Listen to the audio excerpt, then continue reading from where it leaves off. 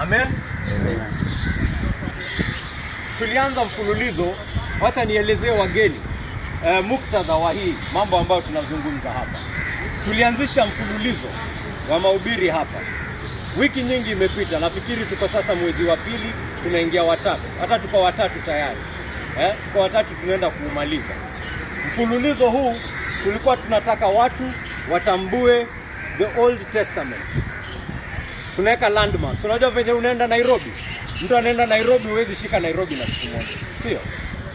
Unasema shika via center pale, shika archives, shika railways pale, hizo zote ziko side moja. Unashika UN pale chini, downtown kule sijui unashika nini, unajua roundabout ya Koja iko pale, sio? Unashika landmarks, si ndio? Alafu kutoka hapo kidogo kidogo unaweza zungumza, unaweza pitia tao, si ndio? Tunaelewa? Sasa hivyo ndio tulikuwa tunafanya. Tunaweka landmarks kwa hii Old Testament. Tumeweka landmarks kutoka kuanguka kwa Adam na Hawa. Tumeona venye dhambi iliingia duniani kupitia baba zetu wa kwanza. Tuliona venye Mungu alichagua Abrahamu. Na tumeona venye hawa wazao wa Abrahamu walipelekwa pale Misri. Wakafika pale Misri, Mungu akawaokoa kutoka Misri. Akawatoa Misri, akawaleta kuwapitisha jangwani. Sasa tuko jangwani. Tumefika jangwani. Kuna hadithi ambayo tulianzisha wiki iliyopita, na nimeamua hii hadithi tunaweza baki hapa kama wiki 2-3. Hii ni hadithi hawa Waisraeli, wacha nikueleze. Hawa Waisraeli wameona nguvu za Mungu. Mungu amewaonyesha yeye ni nani. Na si kwa njia ndogo, kwa njia kubwa. Amewatoa Misri kwa mkono wa nguvu. Amewatoa Misri, yani hadi wa Misri wakawatoa. Ushaifukuza mtu nyumba yako na ukampea mali yako nusu, ukampea bank account yako nusu. Mtu alikuwa anakufanyia kazi, alafu unamwambia sasa enda, unataka nini? Unataka bank account yangu nusu, chukua. Kitu ninataka ni ufanye nini? Uende. Hivyo ndio walifukuzwa. Walienda hadi na mali ya watu ambao walikuwa wamewaweka kama watu. Wanasema hata tutawapea pesa mfanye nini, kitu tunataka ni mfanye nini? Mtu ache tu, yani mkikaa hapa tunaona tutafanya nini? Tutakufa.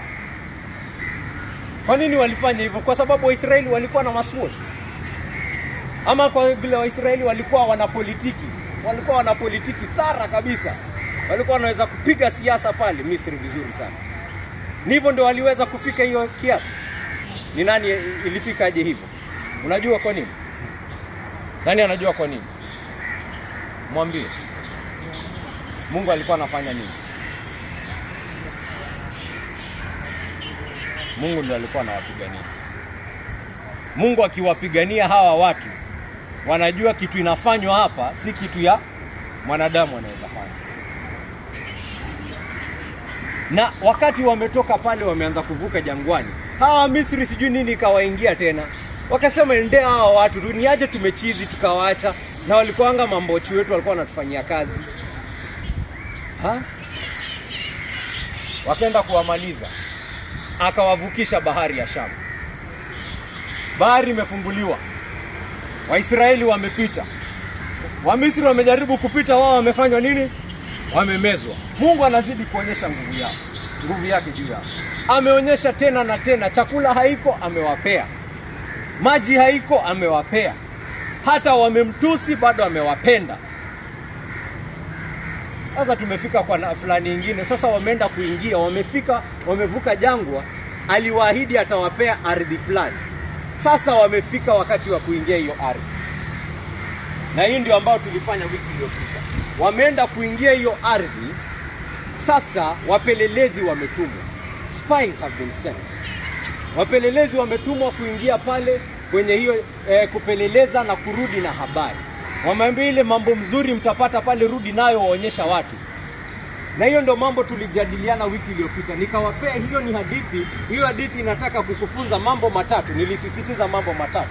Ya kwanza ni kama wewe ni Mkristo, kama umeokolewa, unajua kwamba ulitolewa utumwani na unapelekwa hiyo ardhi mpya, sio? Na Mungu anaweka hiyo ardhi mpya mbele yako. Mkristo anajua nini Mungu anaenda kumtayarishia. Ana idea. Amepewa kitu mzuri, ameambiwa ndio hii mizabibu ya Eshkoli. Wakumbuka mizabibu mikubwa hadi ibebe na watu wangapi? Watu wawili lazima wabebe mzabibu. Ushaona mzabibu inabebwa na watu wawili? Yaani kuwaonyesha kwamba hii ardhi mnaenda ni ardhi yenye rutuba, ni ardhi safi, na ni mimi nawapea hiyo ardhi.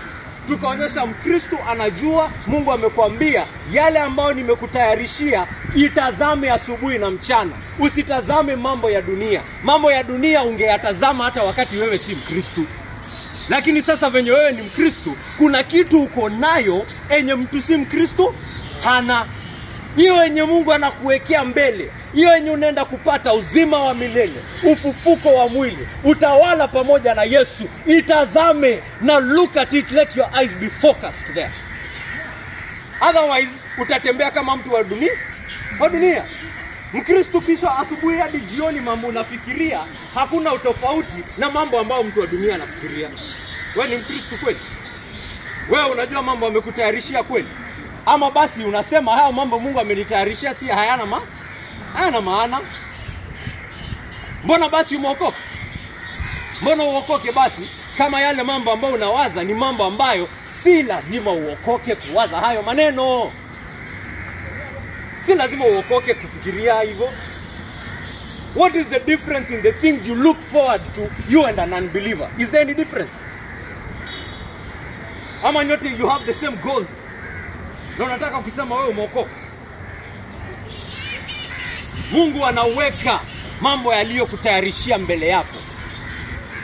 Ndio usi lose focus. Ukiona una anguka unazuba kidogo, unakumbuka do I want to lose mizabibu ya Eshkoli? Set your eyes on the things above. Macho yako yawe pale mbinguni. Mambo ambayo Mungu ameweka mbele yako, anakuambia wewe nimekuokoa ndio nikupee hii. Sasa weka macho yako hapo. Fanya kazi ukielekea hapo. Lakini pia tukaona jambo la pili. Walileta mizabibu na wakaleta nini pia? Wakaleta habari ya nini? Ambao walikuwa wiki iliyopita. Habari ya majitu. Majitu ambayo yanawaonyesha hapa hamwezi ingia kama Mungu hawapigania. Hapa hakuna kuingia bila vita. Na hii vita mkienda kupigana na hekima yenu mtafanya nini? Mtasafishika, mtakwisha. Hiyo ni kitu hata ninawaambia. Kuingia hapo ni Mungu anakupigania. Na kutakuwa na upinzani. Hayo mambo ambayo Mungu anakuitia kutakuwa na upinzani. Upinzani uko. Mkristo kama umeitwa ukwe tayari kubeba msalaba wako. Mkristo haya, unafikiri mambo ya Ukristo ni rahisi? Unafikiri kuua dhambi ni kitu rahisi? Unafikiri kupigana na tamaa zako ni kitu rahisi? Unafikiri ni kitu unafanya kama umelala? Unafikiri ni kitu unafanya siku moja unaachana na? Yesu Kristo mwenyewe alisema kama kupigana na tamaa zako ni kama kukata mkono wako wa kulia. Ni kama kutoa jicho lako. Ni kama kutoa jicho lako ambalo unalionea. Yaani unaelewa? Ni kitu ambacho unategemea. Ni kitu ambacho watu unaona wanasema hii tamaa nikiacha ni kama nitakufa bwana. Kutakuwa na upinzani.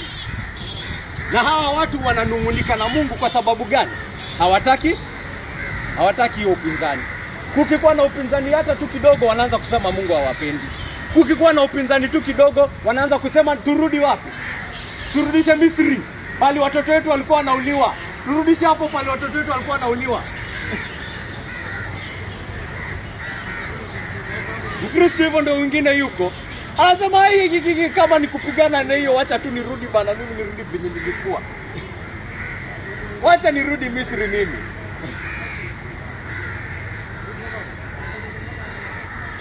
Si wengi sana wameacha Ukristo hivi.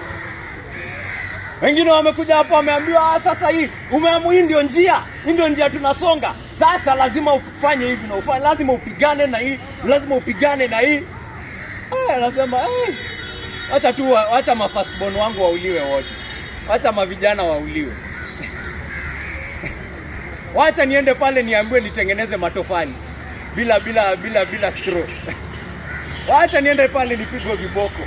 Hiyo ni afadhali kuliko kuniambia niachane na uzinzi wangu. Hiyo ni afadhali kuliko kuniambia niache uongo. Hiyo ni afadhali bila ukiniambia niache wizi niache mimi. Hapana, wacha nirudi pale, wacha nichomoke. Nirudishe Misri mimi. Nani Mungu amewaokoa kutoka pale Misri? Wanadharau mambo yote ambayo Mungu amewafanyia kuwafikisha hapa. Wanaanza kusema shida ni Mungu sasa. Mungu hana uwezo wa kutufikisha pale. Mungu hatupendi aweze kutupigania. Wanasema ametuleta hapa afanye nini? Ndio atumalize. Hapo ndio tulisimamia ndugu zangu. Hayo ni madharau ambao hiyo ni madharau ambao watu wanaomjua Mungu ndio wanafanya hiyo maneno. Watu wanasema wanamjua Yesu ndio wanafanya hiyo madharau. Hii ni hadithi ya watu ambao wametolewa Misri, wamepewa maji, wamevukishwa bahari ya Shamu, wamepewa chakula, wamebebwa kama watoto wadogo hadi mahali wamefika. Hata walikuwa wamemtusi Mungu siku nyingine. Wakaanza kuabudu sijui golden calf. Mungu angewaangamiza hapo, ingekuwa sawa. Lakini bado akafanya nini? Akawarehemu. Akawarehemu hata wakati pale ilikuwa haki wao kumalizwa. Sasa wamefika hapa wanasema Mungu ameturehemu hiyo yote, ndio afanye nini? Ndio atumalize leo kwa sababu ya majitu.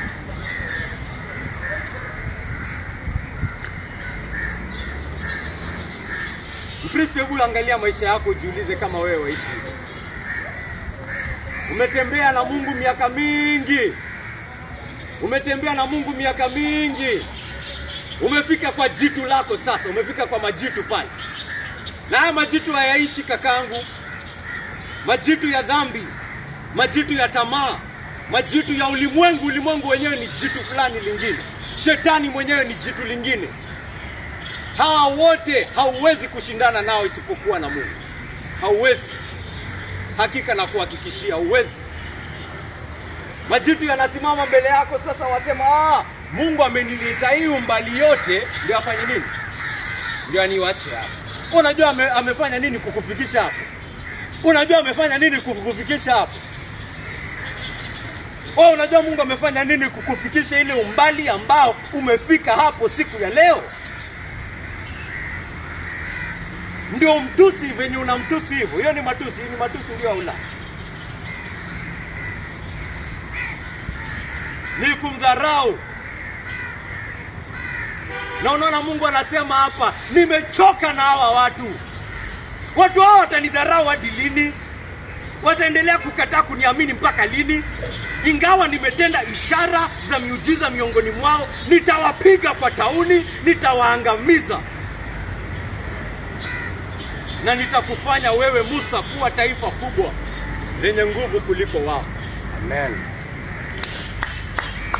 I will finish them. Amen. Nitawaangamiza. Watanidharau hadi lini? Wale ambao wamekuwa wakikuja hapa wiki baada ya wiki, unaona hata si mashida peke yake zinawafanya watu kulia. Tunakumbuka ile siku hakukuwa hata na shida. Hakukuwa na shida. Things were going well and they still found a reason to complain. They still found a reason. Yani si ati ni majitu pekee. Hata ile siku wakati mambo tu iko shwari, mambo iko sawa, anachoka na ile neema ambayo Mungu amempea. Anasema hii maana tutakula hadi lini? Sisi tunataka nyama sasa. Sivyo ndio alisema, mnakumbuka ile wiki? I mean things were going well. There were no problems. They just sat down and were like, whatever God is doing for us is not enough. We want more. Kama hata tupe hiyo more, atufanye nini? Wanapenda wapi? Turudishe Misri. Take us back. Turudishe hapo pali ya kupigwa viboko. At least kule kulikuanga na nyama. Huko Misri kulikuanga na nyama. Hapa kila siku mana.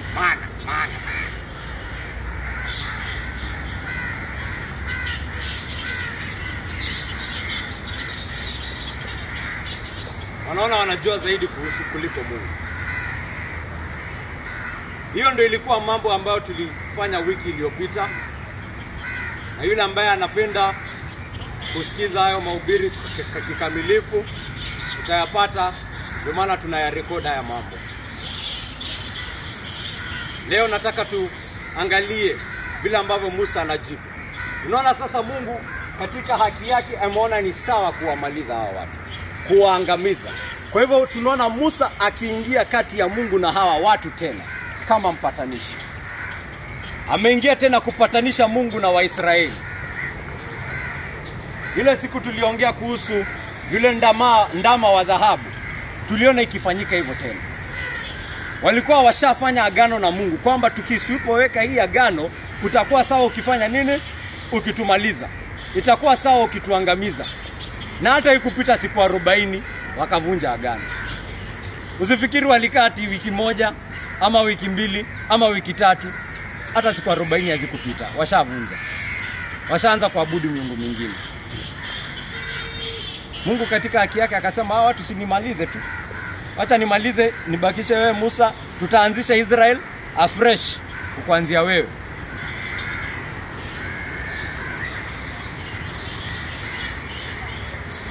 Musa akawatetea.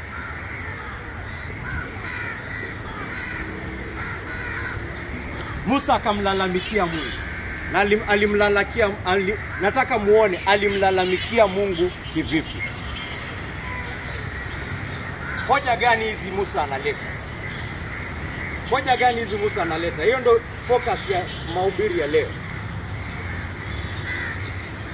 Ndio mjue. Utaacha nirudi kutoka chapter 32. Wakati walikuwa wameabudu ndama wa dhahabu.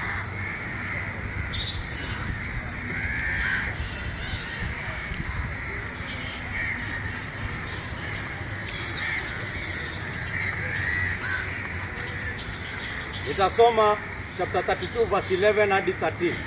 Inasema hivi: lakini Musa akamsihi Bwana Mungu wake akasema, Bwana, kwa nini hasira yako iwake dhidi ya watu wako, wale uliowatoa Misri kwa uweza wako mkuu na mkono mwenye nguvu? Kwa nini wa Misri waseme, ni kwa nia mbaya aliwatoa Misri, ili awaue milimani na kuwafuta usoni mwa dunia? Achilia mbali hasira yako kali, waonee huruma na usilete maafa juu ya watu wako. Wakumbuke watumishi wako Abrahamu, Isaki na Israeli, ambalo uliwaapia kwa nafsi yako mwenyewe, nitawafanya uzao wako kuwa wengi kama nyota za angani, nami nitawapa wazao wako nchi hii yote ambayo niliwaahidia, nayo itakuwa urithi wao milele. Hata baada ya wao kupatanishwa, Mungu alisema hawa watu nikitembea miongoni mwao nitawamaliza.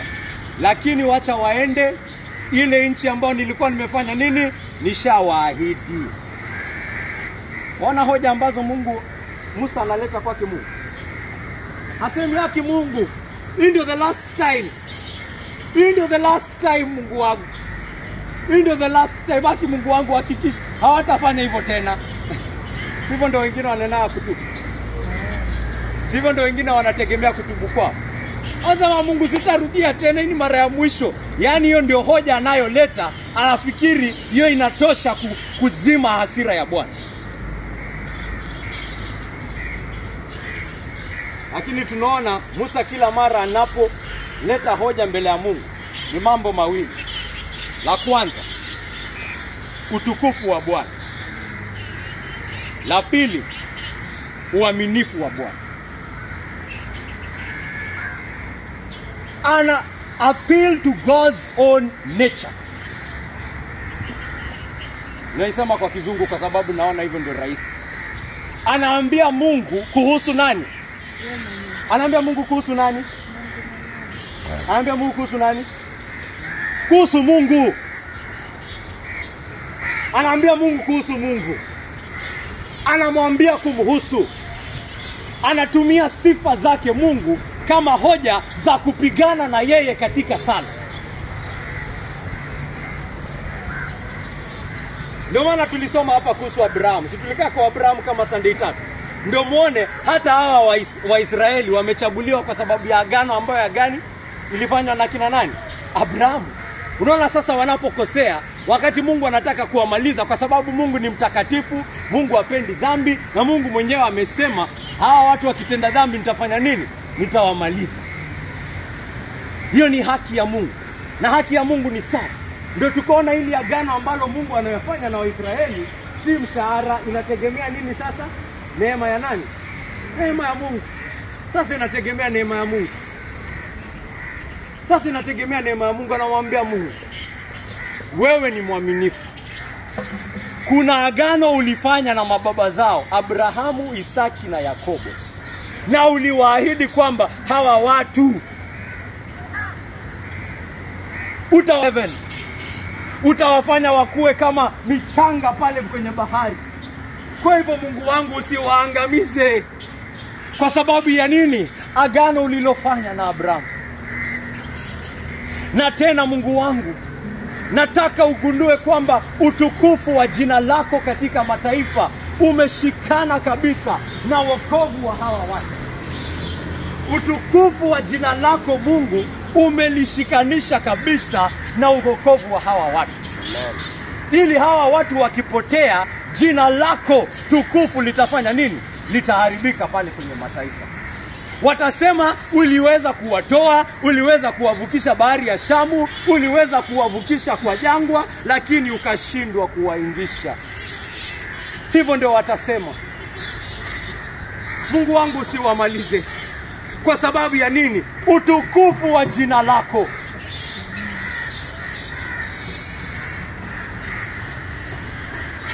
Haya ndio mambo ninataka kusisitiza siku ya leo.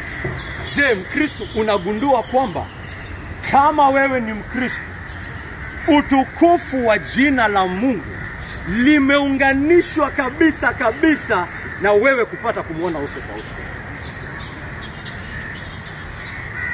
Pale Mungu alikuwa amevukisha watu bahari ya Shamu. Pale Mungu alikuwa ameua firstborns wa Wamisri.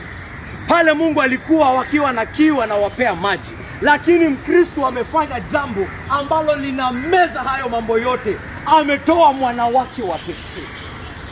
Mwana wake mpendwa, ambaye anampenda kuliko ulimwengu wote. Na huyu mwana ametolewa kama dhabihu safi. Damu yake imemwagika kwa ajili ya wewe Mkristo. Kama wewe ni Mkristo. Kama wewe ni Mkristo. Mkristo tulisema ametoka Egypt. Ametolewa Misri. Petro anasema Mkristo ni yule ambaye anagundua, unajua ni mtu akinikosea. Mtu akinikosea, nitajuaje anajua amenikosea? Roho yake ikikuwa na kuna ile aibu, si ndio? Ile aibu inayokuja na kunyenyekea. Hakusema haki, kweli ni mimi. Kweli ni makosa ni yangu. Sio ndio inafanyanga watu hawataki kukubali makosa yao. Hataki kukubali kwa sababu inamlazimisha afanye nini? Anyenyekee. Inamlazimisha akubali aibu yake. Inamlazimisha kukubali uovu wake. Lakini hiyo aibu yake kwangu inanionyesha kwamba kweli mimi ndio niko sawa. Sio?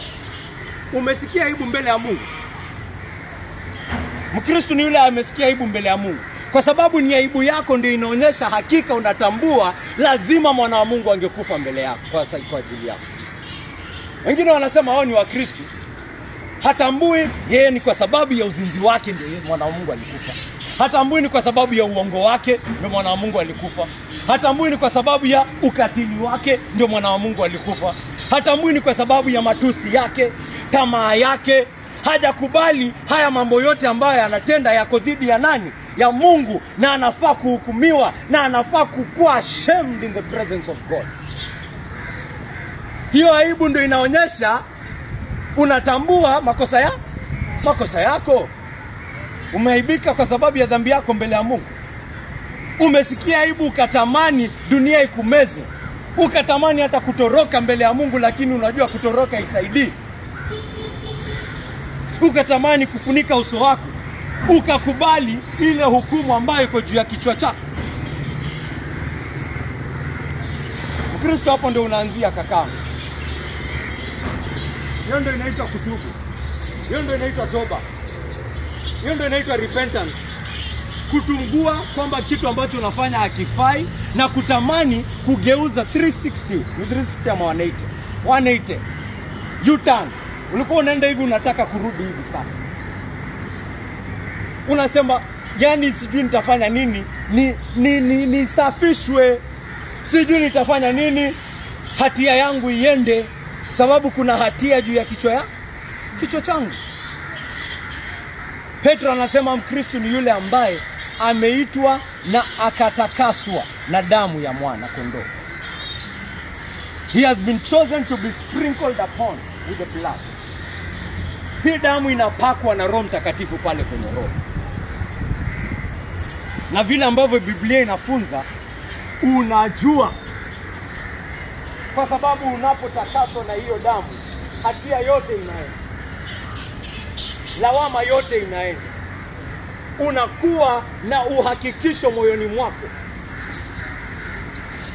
There is a testimony in a Christian heart, the Bible teaches you. 1 John, Romans chapter 3. Romans chapter 5. There is a testimony in the heart of a Christian that tells him he's forgiven, that tells him he's saved, that tells him he's washed, that tells him there is no condemnation over him. Kwa hivyo Mungu anakuhakikishia hatia imefanya nini? Imeenda. Imeoshwa. Umetakaswa. Umeoshwa. Siku zi holy water venye wengine wanafanyanga. Yule anamwagiwa holy water, anatoka pale nje anaendelea na njia zake. Hakuna toba amejua. Hakuna aibu amejua. Amemwagiwa holy water. Ambaye ameanzishwa hii safari. Mungu anakuanzisha hii safari, basi anakuhakikishia hii safari ugundue umeanza aje. Umeanza aje? Umeanza aje hii safari? Kuuliwa kwa nani? Kuuliwa kwa Yesu Kristo ndio imekuweka kwa hii safari. Ulikuwa katika hali mbaya kabisa. Ulikuwa mwizi, ulikuwa unaongozwa na tamaa zako, ulikuwa mtumwa wa dhambi zako, ulikuwa mtumwa. Na unatambua wewe na mtu wa ulimwengu hivyo ndio mlikuwa pamoja. Unatambua mtu wa ulimwengu ambaye hajaokolewa saa hii, tunavyoongea saa hii. Nikiongea haya mambo anasikia ni kama yanamkera. Nikiongea haya mambo anasikia yanamkwaza rohoni, hataki kutubu, hataki kukubali anayofanya yako dhidi ya sheria za Mungu, hataki kukubali. Anataka kuishi jinsi ambavyo anataka. Wengi wako pale hata hawajaisikia Injili. Wanaishi jinsi ambavyo wanataka. Wanaishi katika uovu. Na katika mioyo yao wanafikiria hiyo uovu ndio itawaletea nini? Furaha, sio? Wanafikiri ndio itawaletea kuwazidisha katika maisha. Ndio maana hataki kuiacha. Mambo ya toba kwake ni mambo inamkwaza sana. Anafikiria ndio kitu inafaa, hiyo ndio maisha itamfurahisha. Lakini hatambui hiyo maisha ambayo inaenda hali inampeleka, kuna ghadhabu iko tayari juu yake, na hiyo ghadhabu inaenda kufunuliwa. Tayari hiyo ghadhabu hata ishaanza kufunuliwa hapo ulimwenguni. Anatafuta hiyo furaha, ni kama hiyo furaha ipatikani. Anatafuta utulivu wa roho, inakuja siku moja siku nyingine haiko. Wale ambao wameongeza mabank account through wizi, wanalalanga usiku tu. Wanalalanga usiku. Ako na mabilioni, si ya mabilioni amepata. Usingizi je? Kuna. Hapati usingizi kwa sababu gani? Ameua watu 10 jana. Hata watoto wake siku hizi hawawezi cheza nje ya compound. Yeye mwenyewe anatambua yeye ni mtu wa kuua. Kwa hivyo anajua kuna watu kama 7 pale nje wenye nguvu wananitafuta. Kwa hivyo hawezi acha hata watoto wake wacheze hapo nje. Hana amani. Hiyo pesa ambayo anataka imchunge, sasa lazima imchunge kwa kikeji. Anajijengea sasa kama seli. Hata yeye mwenyewe sasa anatembea ni kama yeye na prisoner hakuna difference. Lazima atembee na maaskari kama 10. Mabilioni si amepata. Na alikuwa anatafuta utulivu wa moyo. Akisema huwezi kuwa na utulivu hii dunia bila pesa. Wewe nenda pale hospitalini. Ona venye maskini wanafanyiwa. Mimi siwezi fanyiwa hivyo. Haya basi, umepata mabilioni yako. Je, niambie umepata amani uliokuwa unatafuta? Wengine wanatafuta raha ya moyo. Wako na wasichana kama milioni 10. Anasema yeye nataka kujienjoy, nataka kufurahi. Hiyo raha kuna. Ama siku hizi hata haezi washa simu more than 10 minutes. Simu haezi washa. Anajua hiyo simu ni nini? Hiyo simu ni vita hiyo. Hiyo simu ni hiyo ndio amani ulikuwa unatafuta ndugu yangu. Hiyo ndio raha sasa. Sasa anaanza kuongea ni kama kwamba hiyo ndio raha. Hiyo ndio raha. Unatafuta hata upatikane.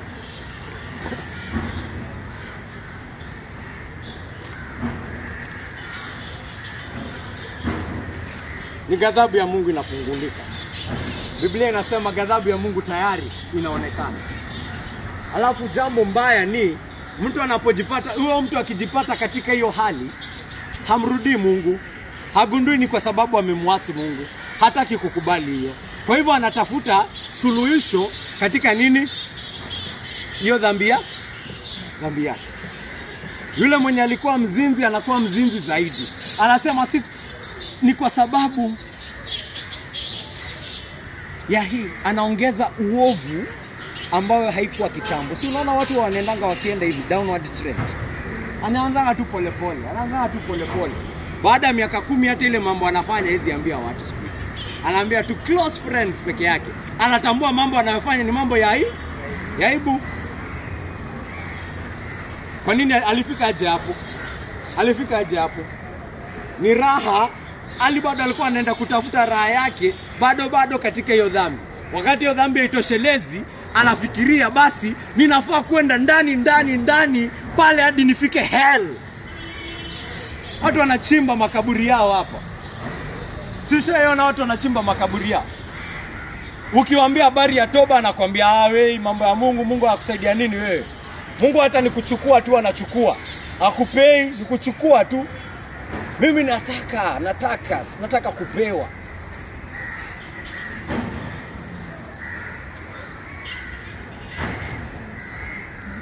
Anapotea zaidi, sio? Hapo ndio mtu wa ulimwengu anaenda. Kwa hivyo wewe Mkristo, kama Mungu lengo lake kukuokoa nilikuwa uendelee hivyo, lazima angekutoa huko kweli. Angekutoa huko kwanza na bei kubwa kama hiyo ya mwanawake, damu ya mwanawake. Angefanya kitu kama hiyo kweli?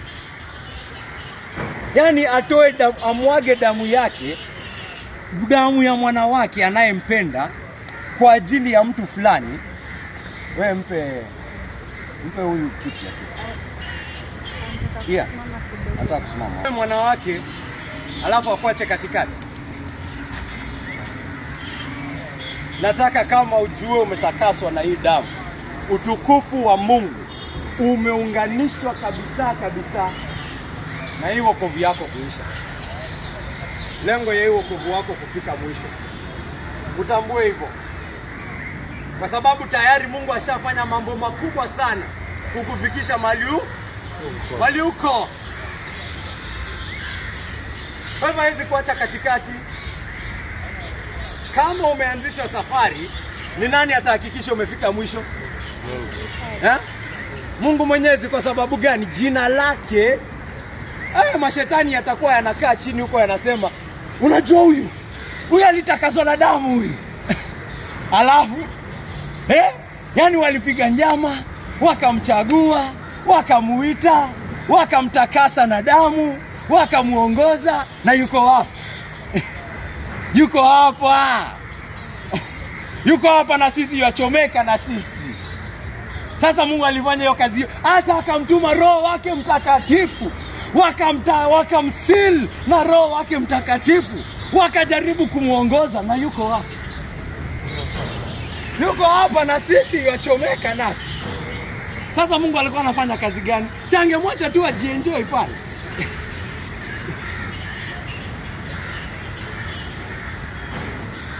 Waona vile ambavyo jina la Mungu limeunganishwa, utukufu wa Mungu limeunganishwa kabisa na yeyote ambaye ametakaswa na hii damu.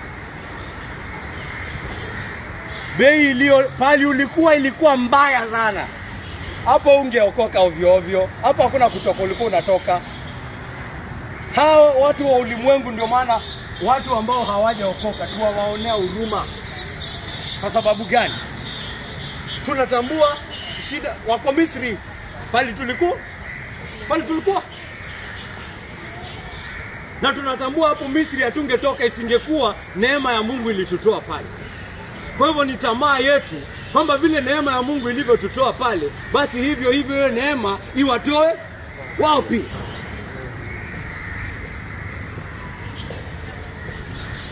Iwaanzishe kwa safari. Mwenye ameanzisha safari ajue hakuna kuanguka. Mkristo aangukangi ultimately, kwa sababu jina la Mungu limehusishwa pale. Vile ambavyo hao wa Misri wataongea, waseme aliua firstborns wetu Bwana, akaua ami yetu Bwana, na ameshindwa kuwaingisha. Ameshindwa kuwapea promised land Bwana. Kumbe alikuwa anafanya hii mambo yote tu bure. Hata angewaacha tu hapa, hata walikuwa afadhali wakue hapa.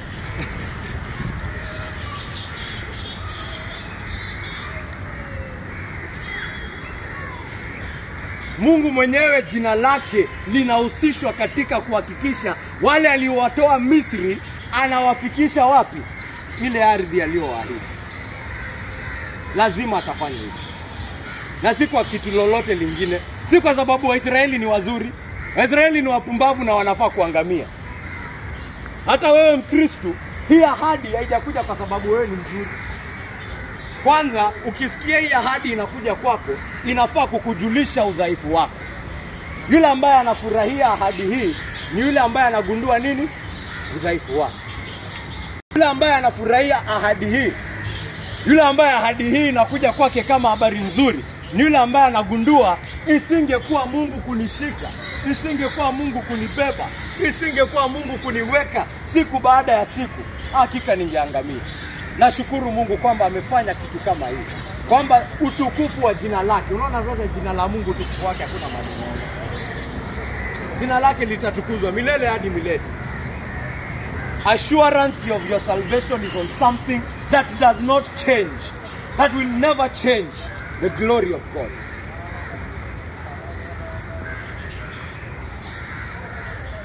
Kwani unafikiri kwa nini umeamka Mkristo leo kama wewe ni Mkristo?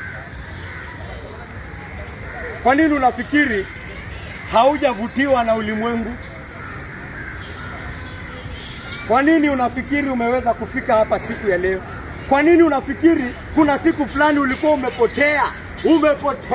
Ni kama hata ulikuwa umezama, ni kama hata ulikuwa umerudi ulimwenguni, hata ukafika mahali ambapo ukaanza kujishuku, kwani mimi ni Mkristo kweli? Kwani mimi nimeokoka kweli? Ulirudi aje kwa Mungu? Unafikiri ni kwa sababu wewe ulikuwa favorite baby? Ama ulifanyia Mungu deni sasa anakulipa? Unafikiri Mungu analipa deni ulimfanyia? Ni utukufu wa jina lake umehusishwa kabisa sana na ile kazi alianzisha. Na Paulo anasema katika Filipi wa kwanza, ile yenye Mungu alianzisha, kama wewe alianzisha kitu ndani ya roho yako, hiyo kitu alianzisha atafanya nini? Atakamilisha. Ile kitu alianzisha atakamilisha. Wakorintho wa kwanza anawaambia Wakorintho, I am confident that the one who started a good work in you, that is Philippians. Alisema I'm confident. Alisema aje Wakorintho? Wacha niangalie. Hata sasa na confuse hapa. Wakorintho wa kwanza. Wenye wanasoma Biblia wanafika haraka, tutasoma pamoja. Wengine tulia na usikilize. Anasema hivi katika Wakorintho wa kwanza. chapter 1 and verse 8. Atawafanya imara mpaka mwisho, ili msiwe na hatia siku ile ya Bwana wetu Yesu Kristo. Mungu ambaye mmeitwa naye ili muwe na ushirika na mwanawe Yesu Kristo Bwana wetu ni mwaminifu. Anasema kwa sababu Mungu ni mwaminifu, atahakikisha kwamba atawaweka imara hadi mwisho. Kwa sababu ya nini? Uaminifu wake. Kwa sababu ni ya uaminifu wake, ile kazi aliyoanzisha kwenu atahakikisha amefanya nini? Ameweka hadi mwisho.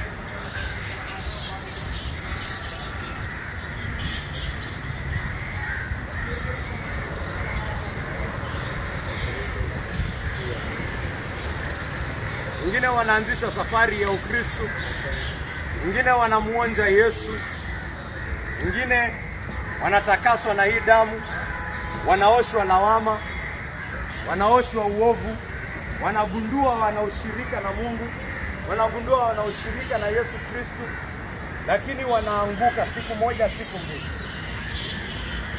Halafu katika kuanguka kwao, roho yao inainuka kama hukumu juu yao.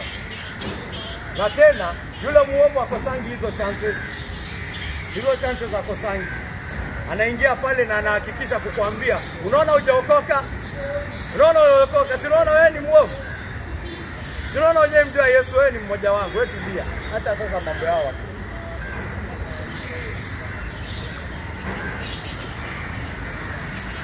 Na Mungu anakuambia kama kazi nilianzisha, kazi nitafanya nini? Nitamaliza. Unapoenda pale kuomba Mungu, hata hujui utaomba nini, haujui utaomba aje. Ndio wengine wanaenda pale wanajaribu kujisafisha. Oh, it is the last time God, I will not do it again. 2 weeks later amerudi tu pale pale.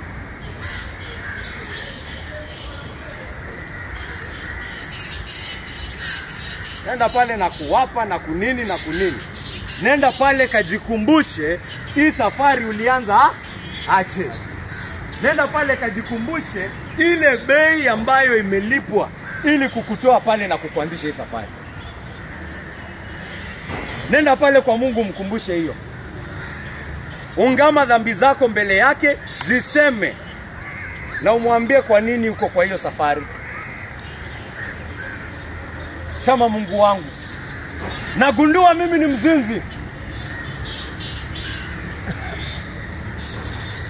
Shama Mungu wangu, nagundua mimi ni muongo, mimi ni mwizi.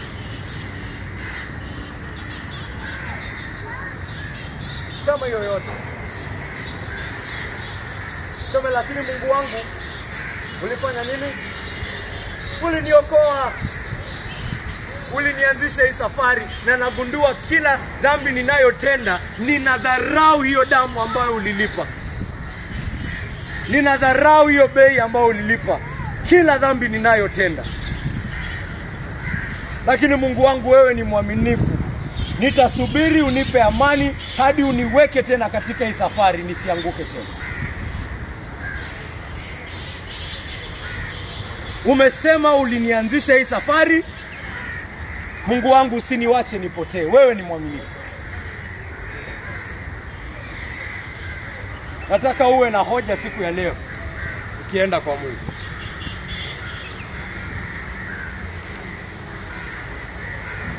Hiyo ni kama wewe ni Mkristo. Hiyo ni kama ulifanya nini? Ulianzishwa hii safari. Kuna wenye hawajaanzishwa hii safari. Wewe yako ni tofauti. Wewe unafaa kuanza safari kwanza. Wewe unafaa kumtafuta Yesu kwanza. Siwezi assume kila mtu hapa anamjua Yesu. Hata wote wakisema wanamjua Yesu. Hata wote wakisema. The Bible has taught me never to assume. Wengi sana wanajidanganya.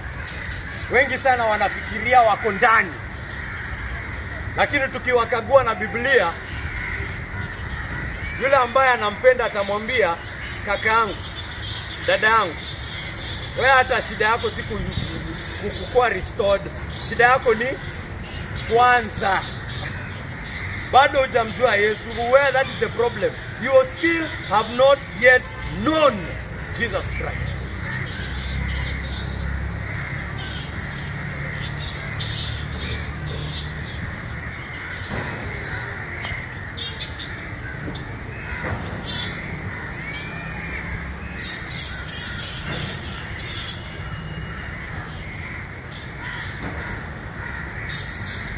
Ndio maana Yesu Kristo mwenyewe anasema katika kitabu cha Yohana wa 10. Anasema, wacha tatulisome. Yohana wa 10. Mlango wa 27 hadi 28.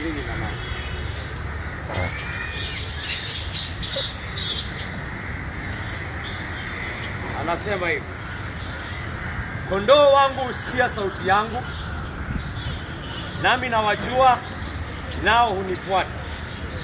Nami ninawapa uzima wa milele.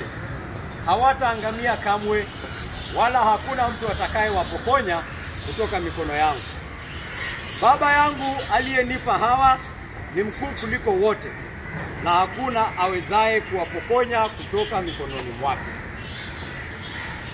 Nasikia venye anasema, kondoo wangu wanasikia sauti yangu, wanakuja kwangu, na hakuna mtu anaweza kufanya nini? Kunipokonya hawa kondoo wangu. Hakuna. Na anasema baba yangu ndiye alinipea hawa kondoo. Baba yangu ndiye alinipea hawa kondoo. Kwa hivyo ili uninyang'anya hawa kondoo, lazima uwe na nguvu kuliko nani? Baba yangu. Anasema hakuna mwenye ako na nguvu kushinda baba yangu. Kwa hivyo hakuna yule ambaye anaweza kufanya nini? Kunipokonya. Lazima uwe na uwezo wa kunyang'anya Mungu watoto wake.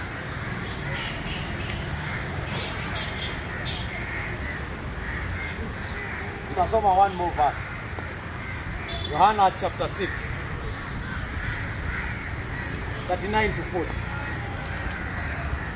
Haya ndiyo mapenzi yake yeye aliyenituma, kwamba nisimpoteze hata mmoja wa wale alionipa, bali niwafufue siku ya mwisho.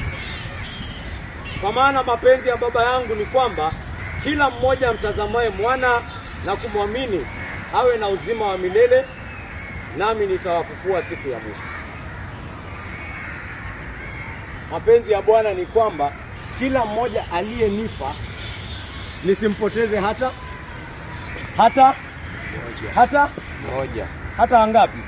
Ama baba atasema, unajua saa zingine tukifanya goals pale kwa kampuni, tunaweza kuwa tume-aim kupata unaweza kuwa ume-aim kufanya kuuza sales 100 sales, ufanye 96. Mkubwa wako akuja akwambie, si mbaya, 4 tu, hiyo iko sawa. Lengo letu lilikuwa 100, lakini ni kama tumefanya nini? Tumekaribia. Mungu anafanya hivyo pia hata yeye. Anasema, tulikuwa tunaim 98, lakini tumepata 97. Tumepoteza kamoja. Kuna kamoja kalitakazwa na damu na korele pale kakalia.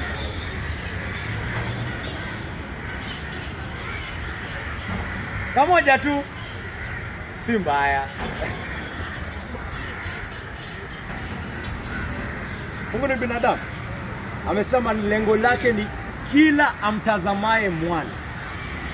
Yule aliyegundua kwamba yeye ni muovu, yule aliyegundua kwamba hana tumaini lolote, akatumaini pale msalaba, akasema tumaini langu liko pale msalabani, tumaini langu liko pale kwa Yesu Kristo. Kila mtazamaye, nisimpoteze hata mmoja.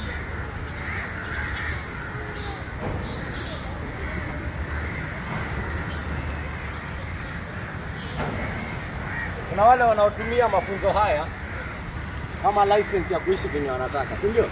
Anasema, kwa hivyo Mungu atahakikisha sitapotea. Kwa hivyo nifanye venye nataka. Nifanye venye nataka. La hasha.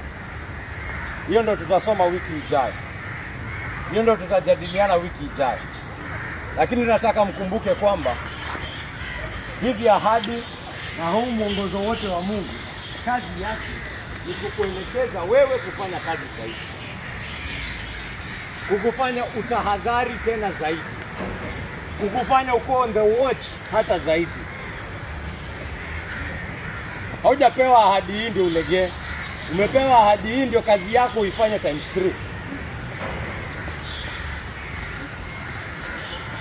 3. Ugundue kwamba wewe ni dhaifu.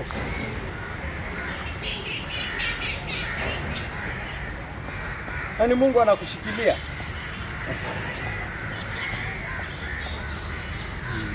Wewe ni dhaifu na ni Mungu ndiye anakushikilia. Na hiyo siku ukifika pale mwisho utasema Mungu ni wewe ulikuwa unanishikilia.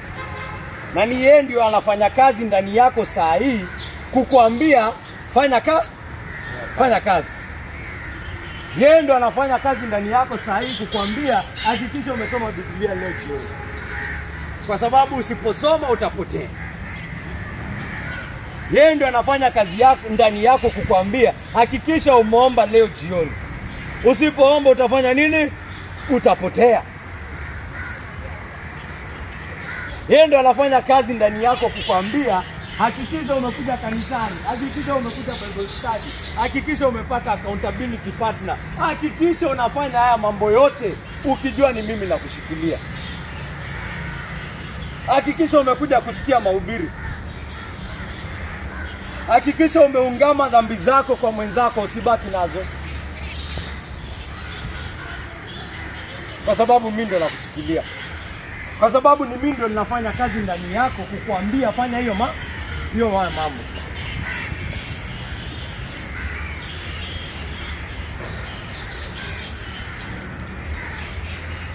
Hakikisha umepigana na hiyo dhambi. Kwa sababu usipopigana nayo itafanya nini? Itakumeza. Hakuna anga kukaa neutral na dhambi. Dhambi is either you are fighting it ama you are following it. Hakuna anga neutral. Hakuna neutral gear. Ni either unapigana nayo kuimaliza, kuiua, ama ndio inakufanya nini? Ndio inakuvuta, inakuongoza. It's one of the two.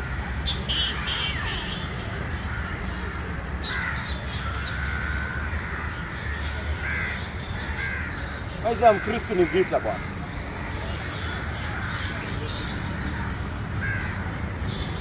Kuna mtu hapa mwenye si Mkristo mwenye ameona venye Ukristo ni tamu hapa. Kuna mtu mwenye hapa si Mkristo ameona venye Mungu anabeba watoto wake. Akasema hata mimi ninataka kubebwa hivyo. Mimi ninataka kukuwa na baba kama huyo. Nimechoka kuvutwa na dhambi zangu. Nimechoka kuangamia. Nimechoka na ubatili wa maisha yangu. Nimechoka na ubure wa maisha yangu. Nimechoka na ile uovu wa njia ambazo zinaniongoza. Ninataka kuongozwa hivyo. Ninataka kubebwa hivyo kama mtoto anavyobebwa na baba. Mtazame Yesu basi. Mtazame Yesu. Gundua uovu wako, ungama mbele ya Bwana. Na utazame pale msalabani hadi Roho Mtakatifu akutakase na yeye.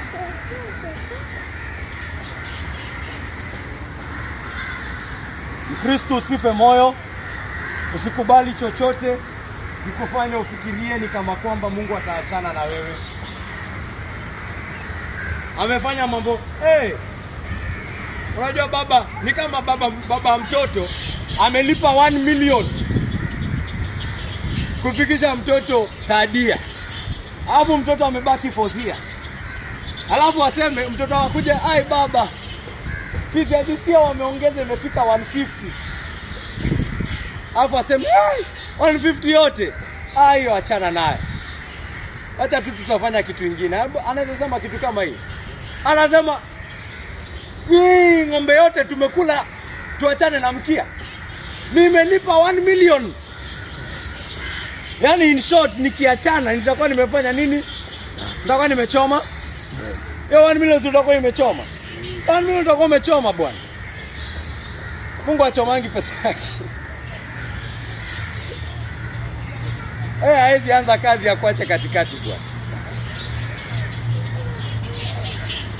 Kama ameanzisha pali umefika Mkristo na kuambia, Mkristo anagundua hata tu mara tu anapoanza hiyo safari. Tayari hiyo bei imelipwa. Tayari tu hiyo bei imelipwa yeye kufanya nini? Kwanza tu safari. Kwa tu starting line. Ni bei ya damu ya mwana wa Mungu. Kwa tu starting line kwanza safari. The blood of the Son of God. Mungu anamwaga damu ya mwana wake bure. Amwaga damu ya mwana wake bure. Hakika he will see. Isaiah anasema he will see the fruit of his labor. He will see. Hiyo kazi amefanya, ataona mavuno yake. Hakuifanya bure. Kwa unafikiri nini inatuleta hapa nje? Amen. Kristo sikupe moyo. Usikubali chochote kikufanya ufikirie unaweza anzishwa hii safari uachishwe katikati. Hakuna kitu kama hiyo. Utukufu wa Mungu tayari umeunganishwa vibaya sana na wewe kumaliza hii safari. Tumaini yako ikuwe hapa. Amen. Amen. Simame tuombe.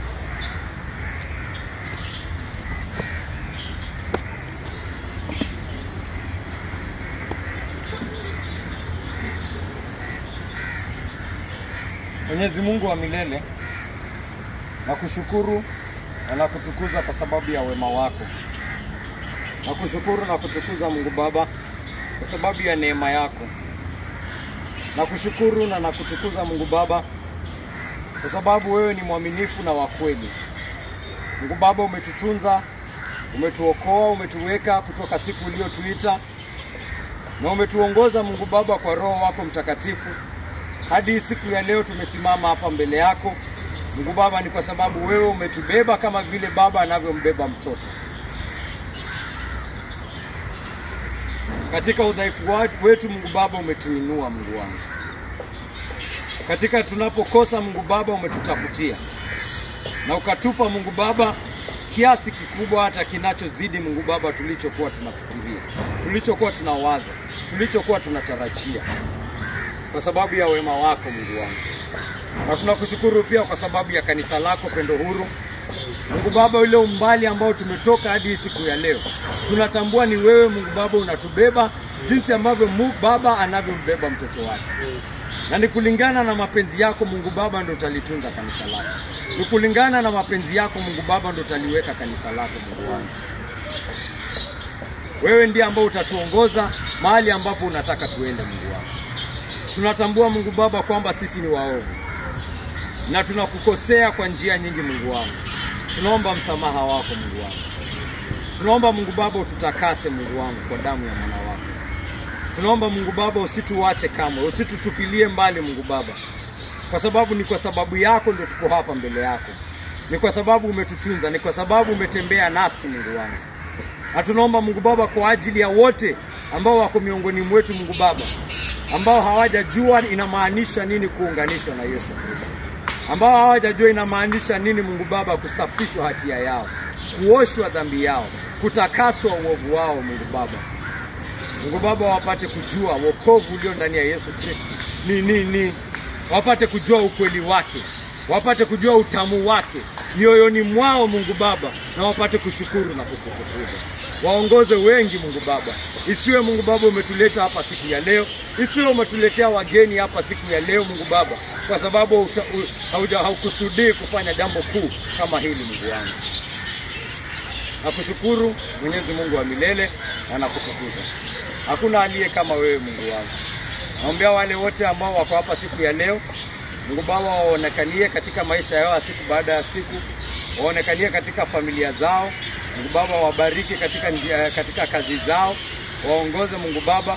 Na wale ambao wanatembea katika changamoto Mungu Baba, be their comfort, King of Glory, ili wasipate kufa moyo, wapate kujua kwa uhakika kwamba wewe ndio uko pamoja nao na unajua taabu zao Mungu Baba, na wewe ndio ambao utawatuliza mioyo yao.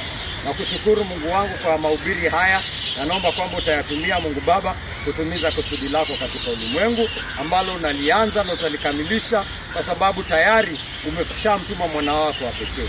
na kushukuru na kutukuza. Naomba hayo yote katika jina tukufu la Yesu Kristo, aliye Bwana na mkombozi wetu.